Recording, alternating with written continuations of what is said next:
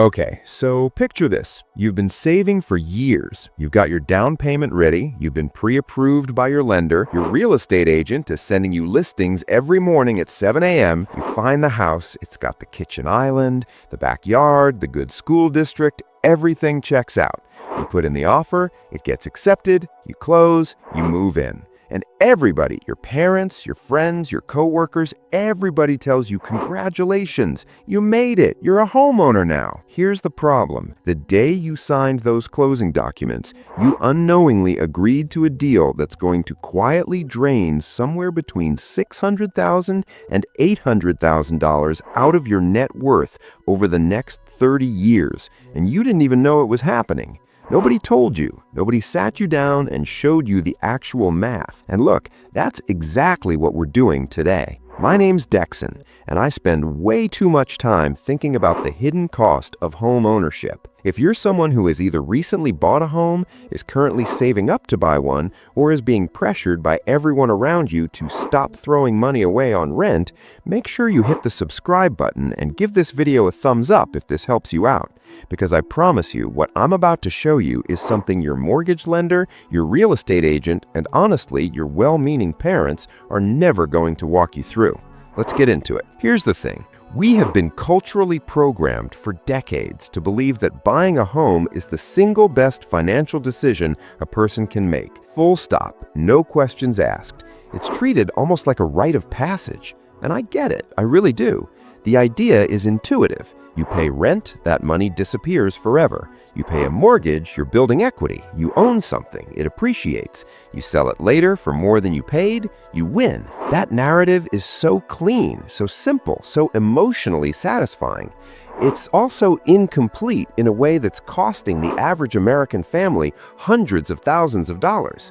Now, I'm not here to tell you that buying a home is always a bad decision. It's not. But I am going to show you that for a massive portion of buyers, people buying $400,000, $500,000, $600,000 homes with a standard 30-year mortgage at today's rates, the math is nowhere near as clean as they've been told.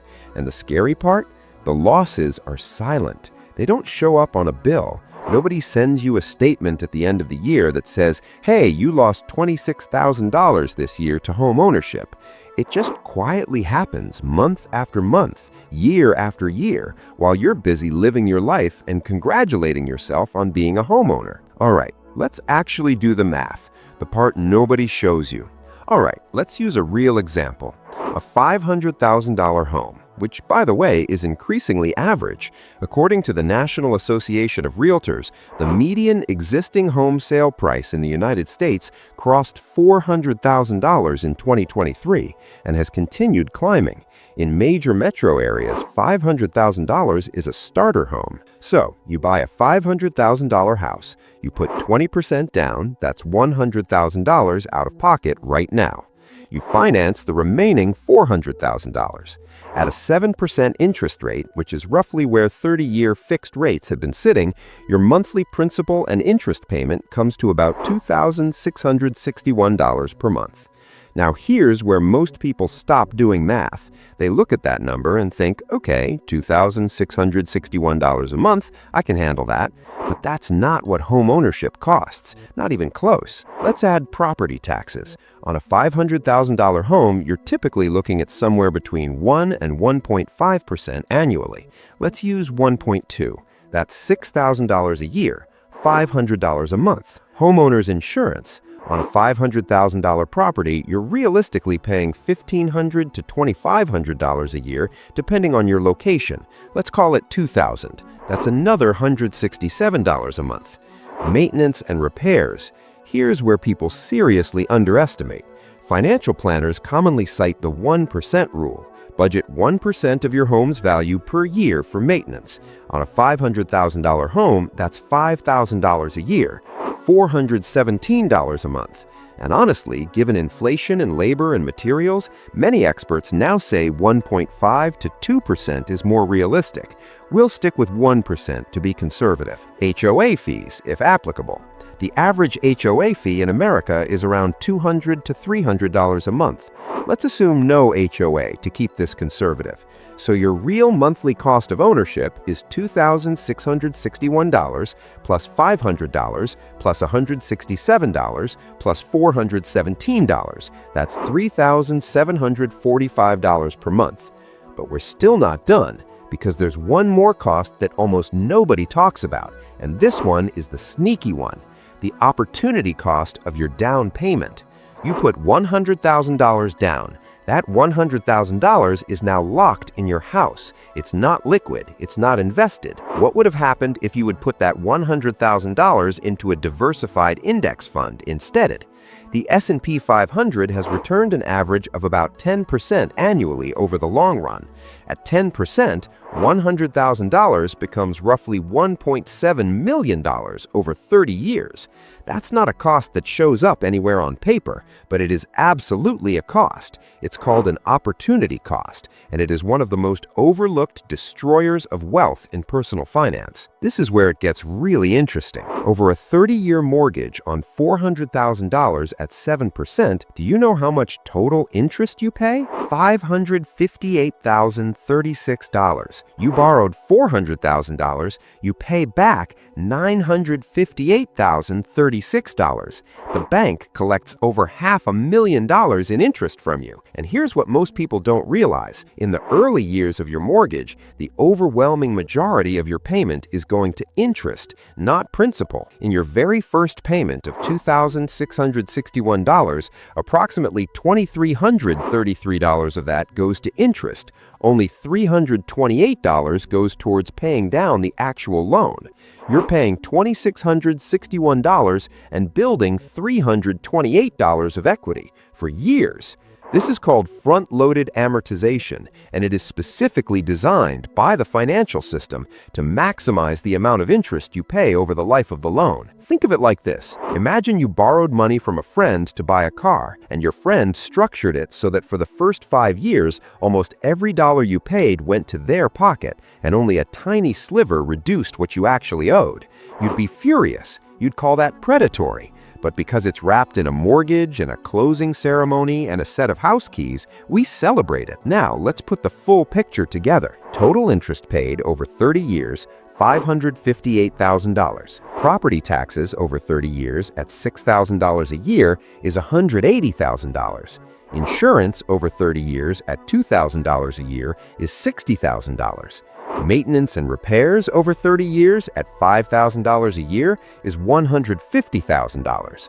Opportunity cost of $100,000 down payment is approximately $1.6 million in foregone growth. Now, to be fair, the house presumably appreciated in value over those 30 years. Let's say it appreciated at 3.5% annually, roughly in line with historical U.S. home price appreciation, according to Case-Shiller data. Your $500,000 house becomes about $1.4 million after 30 years. So you sell it for $1.4 million, you subtract your total costs, interest, taxes, insurance, maintenance, and you're looking at a real gain that sounds impressive on the surface, until you compare it to what a renter could have done investing the difference. And that comparison, that's where the silent loss lives. Now, you might be thinking, okay, Dexon, but a house is more than just math. It's stability, it's community, it's not having a landlord, it's building something for my family. And you're absolutely right, and I'm not dismissing any of that. Those are real, legitimate, valuable things. But here's the thing, people use those emotional arguments to avoid doing the math, and that avoidance is costing them generational wealth. There's actually a fascinating psychological principle at work here called the endowment effect. Basically, we overvalue things that we own. The moment something is yours, it feels more valuable than it objectively is. So when you buy a home, you immediately feel wealthier. You feel like you've accomplished something. That feeling is real, but it can cause you to stop asking critical financial questions. On top of that, there's something called the sunk cost fallacy at play. Once you've committed to a mortgage, once you've moved in, unpacked, joined the neighborhood Facebook group, it becomes psychologically almost impossible to step back and honestly evaluate whether this was the right financial move. You're in, you're committed, And admitting it might not have been optimal feels like admitting you made a mistake. And then there's social proof. Buying a home is what adults do, what responsible people do, what smart people do. Renting is for people who haven't figured it out yet. That narrative is everywhere, in our family conversations, in our culture, on social media. And when a financial decision is also a social signal, it becomes almost immune to rational analysis. Here's what most people don't realize about the rent versus buy debate. Renting is not throwing money away. That is one of the most damaging financial myths in existence. When you pay rent, you're paying for a place to live, which is a thing you need. When you pay a mortgage, a massive portion of that payment is also just paying for a place to live. The interest portion, the taxes, the insurance, the maintenance, none of that builds equity. None of that comes back to you. The New York Times actually built a rent versus buy calculator that accounts for all of these variables: the opportunity cost, the transaction costs, the carrying costs, and depending on the inputs, renting and investing the difference frequently outperforms buying over 30-year periods in expensive markets. There's also the flexibility premium. When you own a home, you are geographically locked in. If a job opportunity comes up across the country, you can't just go. You've got to sell a house, pay 5 to 6% in realtor commissions. On a $500,000 home, that's $25,000 to $30,000 right there. Wait months for the transaction to close, potentially time the market wrong. That inflexibility has a cost, especially for younger people in the prime years of career growth. Now, here's the actionable part of this conversation. I'm not saying don't ever buy a home. What I'm saying is go in with your eyes open. Here are the specific things you need to do. First, run the real numbers before you sign anything. I mean all the numbers, not just the mortgage payment, property taxes, insurance, maintenance, the full $3,700 to $4,000 per month picture. And then genuinely ask yourself, can I comfortably afford this and still invest at least 15% of my income? Because if buying this home means you stop investing, you're trading your long-term wealth for short-term home ownership status. That is a trade you will regret. Second, understand the break-even horizon. There are real transaction costs on both ends of a home purchase. Closing costs on the way in, typically 2 to 5% of the purchase price. Realtor commissions on the way out, typically 5 to 6%. On a $500,000 home, you're looking at $35,000 to $55,000 in pure transaction costs just to get in and out, which means you need to stay in that home long enough for appreciation to cover those costs and then some. Most financial analysts put the break-even point at somewhere between 5 and 7 years. If you're buying a home you think you'll sell in 3 years, you are almost certainly going to lose money. Third, don't overextend on price. Lenders will approve you for more than you should spend. That is a fact. The bank is not your financial advisor. The bank makes more money when you borrow more. A good rule of thumb, your total housing costs should be no more than 28% of your gross monthly income. Not 40%, not 50%, 28%. Fourth, consider a 15-year mortgage if you can swing it. Yes, the monthly payment is higher, but the total interest savings are enormous.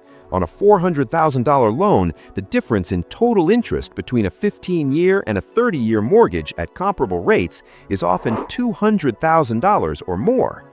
$200,000! That is not a rounding error. Fifth, if you rent, actually invest the difference. This is the part where renters usually fail. The financial math only works in a renter's favor if they take the money they're saving versus what they'd be spending on a mortgage, taxes, insurance, and maintenance and actually put it into the market. If you just spend it, you lose the argument. You have to invest it. Let me leave you with this. Imagine two people, same age, same income. Let's call them Marcus and Jordan. Marcus buys a $500,000 home in 2024. He puts $100,000 down, finances $400,000 at 7%. His real all-in cost is about $3,750 per month. He feels great. He paints the walls, builds a deck, feels like a real adult. Jordan rents a comparable place for $2,200 a month, Everyone tells him he's throwing money away. His parents are worried. His coworkers kind of pity him. But Jordan takes the $1,550 per month difference between Marcus's housing costs and his rent, and he invests it every month into a low-cost index fund averaging 8% annually. He also invests the $100,000 down payment he didn't have to put down. 30 years later, Marcus sells his house. It's worth $1.4 million. After realtor fees and remaining mortgage balance, he pockets maybe $800,000. Not bad. He feels vindicated. Jordan's investments? The $100,000 lump sum alone at 8% over 30 years is worth about $1 million. The $1,550 monthly contributions at 8% over 30 years, that's another $2.1 million. Jordan has $3.1 million. Marcus has $800,000. Now, Marcus has a house that brought him stability, community, the ability to paint the walls whatever color he wanted. Those things have real value. I'm not pretending they don't. But $2.3 million in difference? That gap should at least give you pause. That gap should make you do the math before you sign. That gap is the silent loss. Look, here's what I want you to walk away with today. Buying a home is not automatically good. Renting is not automatically bad. These are not moral categories. They are financial decisions that need to be evaluated honestly, with real numbers in the context of your specific life, your income, your flexibility, your timeline, and your investment behavior. The $800,000 silent loss is not inevitable, but it requires you to wake up to the full picture, to stop letting cultural pressure and emotional narratives do your financial planning for you. Run the real numbers. Know your break-even horizon. Don't overborrow. And whether you rent or own, invest consistently and aggressively, because that is the actual path to wealth. The house might be a nice place to live, but it is rarely the vehicle that sets your family free financially. That's the truth nobody's telling you at your closing, but now you know it. If this video helped you see something differently, please hit that thumbs up button. It genuinely helps more people find this content. Subscribe if you want to keep thinking critically about money in a world that profits from you not doing so. And if you've got a friend who's about to sign on a house without running the full numbers, send this to them. It might be the most valuable thing you do for their financial future this year. I'll see you in the next one.